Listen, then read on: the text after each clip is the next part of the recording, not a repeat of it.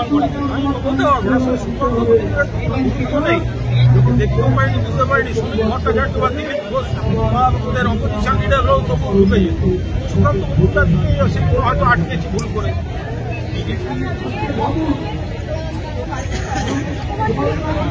এটা মানে বিজেপির মানে ব্যর্থতম সভাপতি।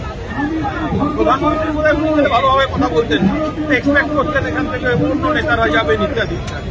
তো দিলীপ ঘোষকে ঢুকতে দেন না। এখন তো দিলীপবাবু বাড়িতে বসে বলতেন পরের এক ছাত্রীর মৃত্যু নিয়ে যে মিডিয়াগুলির অন্য কোনো খবর ছিল না, তারা এখন আরজি করেরই এক ছাত্রী মারা গেলেন।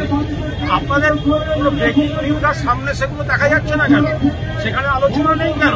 তার কারণ আর একজন ডাক্তারি ছাত্র সেই হত্যা করেছে সেই মেয়েটিকে, বা সেই হত্যার অভিযোগে যুক্ত মেয়েটির বাড়ি থেকে বলছে।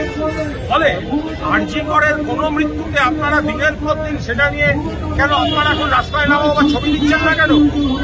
যারা প্রতিবাদ করেছিল সেগুলো সব কোথায় গেল? যারা মিথ্যা কথা বলছিল, যারা কুৎসা করছিল, তারা কোথায় গেল?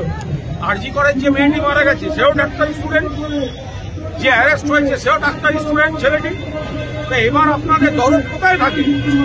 যখন যাদবপুরে মারা যায়, যাদবপুরের মেয়েটি মারা গেল, তার বাবা বলছেন এর মধ্যে রহস্য আছে, খুনের মামলা দায়ের হয়েছে। তো এর বেলা কিছু কিছু কাগজের খবর ওগুলো দিনের পাতায় চলে যাচ্ছে, 5-এর পাতায় চলে যাচ্ছে, আর কিছু কিছু চ্যানেলে এগুলো আর টপ প্রায়োরিটিতে নেই।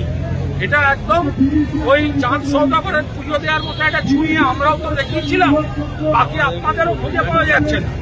ওখানকার প্রতিবাদীদের যেমন খুঁজে পাওয়া যাচ্ছে না, এখানকার মেন স্ট্রিম মিডিয়ার আনতেও কিন্তু খুঁজে পাওয়া যাচ্ছে না। কালকে ভারত ম্যাচ ক্রিকেটটা নিয়েই তো একটা কোয়েশ্চেন আছে, যে সেটা হচ্ছে পহেলগাঁও হামলা, সিভিলিয়ানদের মৃত্যু, পর্যটকদের মৃত্যু, জওয়ানদের মৃত্যু হচ্ছে। সেখানে হঠাৎ সেই পরিস্থিতিতে একদিকে এত বড় বড় কথা, তারপরে আবার তাদের সঙ্গে ক্রিকেট খেলা, সেই ক্রিকেট মাঠে বসে কেউ কেউ মজা নিচ্ছেন। এটা এখন সেই শহীদ পরিবার, তাদের চোখের জল। আমরা সেদিকে এটা বিচার করবো না। যখন এই পরিস্থিতিতে রয়েছে তখন সেখানে খেলাটা আদৌ উচিত না উচিত না, এটার উপরেই তো বিতর্ক।